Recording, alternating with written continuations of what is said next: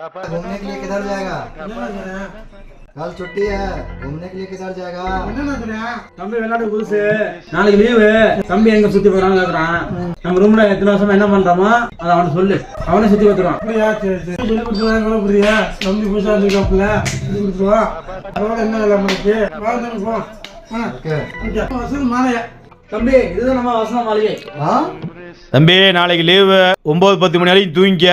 எந்திரிச்சு காலை கடனை பூரா முடிச்சு விட்டு நைட்டு ஊற வச்ச துணியை பூரா துவைச்சு அலசி போட்டுரு. அலசி போட்ட கையோட வந்தா அடுத்து நாம சமைக்க போனோம்.